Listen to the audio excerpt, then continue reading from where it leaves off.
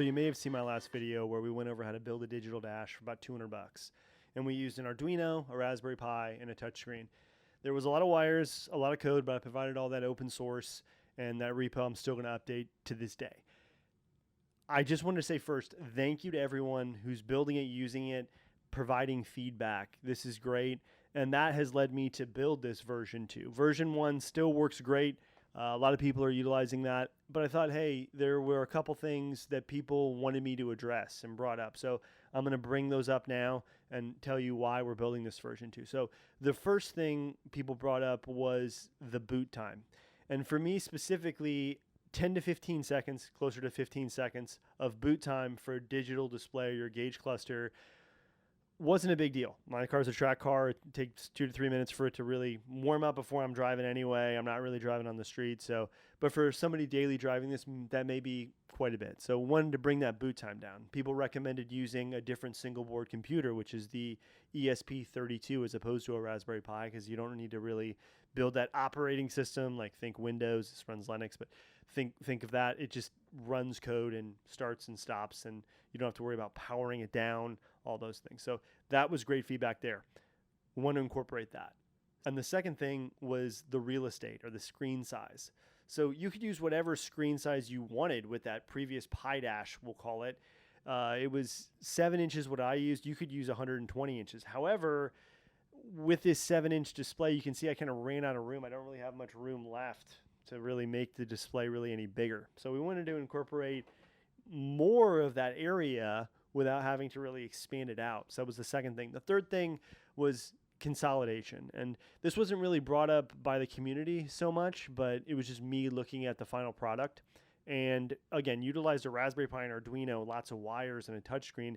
We had, if you saw the end of the video, we had like kind of a sea of wires that we'd have to clean up and kind of tuck away or just make prettier. And for me, it was one of those things where, as opposed to making it prettier, I thought that I could make the whole product prettier. So I didn't go back to the drawing board all the way, but close to it. And I started looking at my original gauge cluster, which is this one here. And this is a 05 STI gauge cluster. It's a JDM model, but it's pretty much the same for USDM models. They look identical. And I was looking at the circular rings that we have here, kind of the circular displays. And my thinking was there's got to be circular screens out there, right? There's got to be circular displays, not one large rectangular screen, that I could put one in each spot while keeping the lights that we have here for like high beams, check engine light, turn signal. So I wouldn't have to add those to any screens. I could keep that going and keep it inside this form factor, if we will. So kind of gut this and take it apart.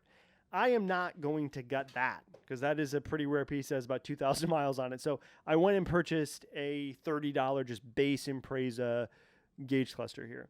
And you can see that I already gutted this area to see how much room we had back there. And while I am making this for a Subaru, again, a lot of other displays or gauge clusters, especially older 90s or early 2000s ones, have these circular displays that you can the circular rings that you can put a screen inside.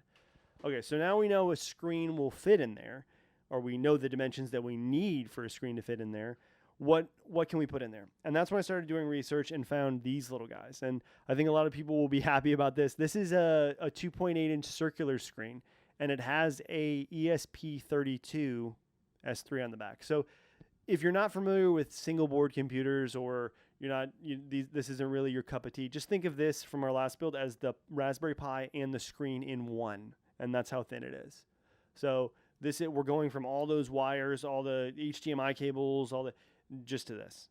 And all we need to do is power this, put some code on it, and wire the sensors into it. So we should be getting rid of the Pi, the Arduino, everything in lieu of this. So this is one, and each one of these circular sections, I'm going to put an ESP32, its own computer, if you will, and its own screen.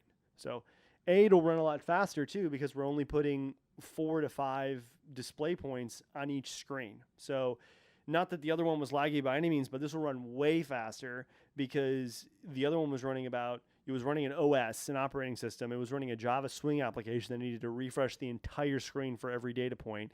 And it had about 12 to 15 data points, depending on how many you wanted on the screen. So this one will be like 4 or 5 data points for each screen. So we can keep up with that data. We're looking at, I'm hoping, for over 100 frames per second. And the reason I'm shooting for that is because, again, we want to make this better. The Haltex that probably most people are used to with digital dashes, they think of Haltex or something similar. Those run about 50 to 60 frames per second. And my old one ran about the same. The version 1 ran about 50 to 60 frames per second. This should be over 100. And especially for things like a tachometer, the faster your car is, you want that. You want as many FPS or as many hertz as you can out of these displays. So those displays should fix the boot issue, which should be, because they're ESP32s, they're instantaneous boot. Like literally you can power them on and off. You don't have to worry about a shutdown. You can just give it power, take away power from it, and that's it, right? That's the first thing. We solved that. Real estate, we're getting way more area because we're utilizing all 3 rings, if you will, all 3 of these circular spots, as opposed to just a center kind of display that's square and rectangular. And 3, we should be able to utilize the pins and all of these extra points that we have here while keeping all the wiring and everything inside that single gauge cluster. So we're not having this huge bulky thing. We'll just have something we can plug and unplug and be done with it.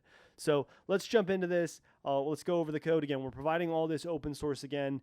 Please let me know your feedback. I appreciate it, and we'll go from here. Okay, so these are the items that I went with. These are Waveshare ESP32 S3 2.8-inch round screens, 480 by 480 resolution, very fast dual-core processors.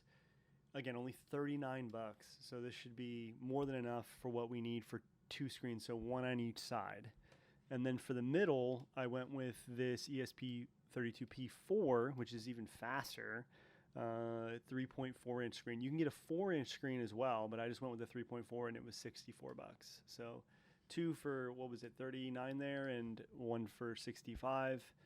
And that's pretty much all we need. Just everything to power it is just a USB-C. We're just going to do the front end in this video. We'll do the back end, putting all the sensors on. In another one, I didn't want to drag it on and make it a really long video, but that's all you need for getting everything up and running and displaying what I showed before. Again, I'm leaving this code open source, so free to everyone to use. Just please don't try to use it to make any money. I want everyone to be able to do this cheaply and easily, and I'm looking to not make money off of this in any way, shape, or form, and I hope that other people do the same, and I appreciate that. Okay, so now onto the code. I have 3 separate repositories here, and the reason I split them up this way is because each screen is going to get its own code base. Also, 2 use ESP32S3s and 1 uses the ESP32P4. So if you want to mix and match these or put maybe the design I have on the right side on the left side, that's perfectly fine. However, the center display, if you're using those ESP32P4s, that's a kind of, it needs different drivers, it needs different code base. So make sure on the P4, the larger screen, you're putting this center cluster code onto. Just make sure you go ahead and do that. So the first thing we'll do is we will open up the right side cluster here. We'll open up that code, click this code button, and then just download the zip. Just click the download button and then make sure that downloads appropriately, and then we'll open that zip file. The next thing we want to do is go to Visual Studio Code here, and I'll provide a link to this. This is just IDE, as some of us coders call it. Basically, think of it as a way to develop or edit code, see code as well. So basically, this is, once you download this, you're not going to need to really edit any code, but it does give some functionality for us to be able to, with added plugins, to flash and put the code on those screens a lot easier, and we'll go over that. Okay, so now we have VsCode downloaded and installed. When you open up VsCode, you can hit the open button, open the right side cluster that the zip that we just downloaded, and that'll open this up. So now, again, this is going to look daunting. We don't really have to worry about the code here. We're not going to go really too far in depth on this. We're not going to edit it. We're not going to do a lot if you want the exact same thing that I have. However, we need to download some extensions to make it so we can get all these nifty buttons that I have at the bottom here to be able to, well, like this says build project, and like this one says flash device. So we can upload the code to our display, and that's pretty much it, the extent of it for the front end of this work. The extensions tab here, and we're going to search for ESP-IDF.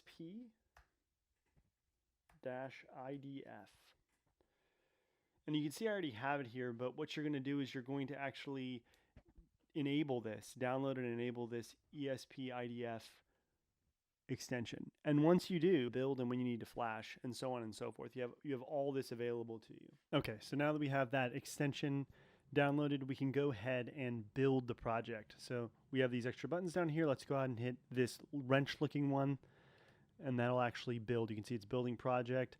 This will take about 10 to 15 seconds, depending on the last time you built, what it needs to download. Let's go ahead and do that. And while it is doing that, we will plug in our Waveshare touchscreen. So I just plugged it in with the USB-C. There's two ways you can plug it in. Either one's fine. And then plug that into your computer. This is almost done here.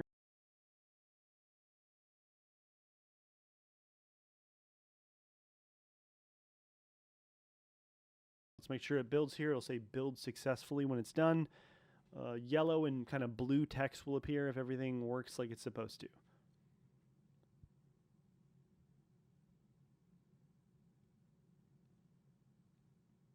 And you can see it's done building. So before we flash, what we want to do is actually click on this select port to use. This is where you connected your ESP32 to. So we're going to click that. And once we do, it's going to bring this up. You need to use auto detect, or you can actually see the ESP32s3. It sees as connected on this USB port here. So all we do is click that, and then we're going to click the flash button. It'll start the upload there, and this normally takes about 15 seconds as well. So to build and then to flash, you're looking at about 30 seconds. So each time you make changes, it's like 30 seconds to get that displaying on the screen. And then it'll say hard restart. And this is what we have. Pretty cool stuff. Okay, so now it's on to the last kind of cluster display here, the center cluster ESP32P4.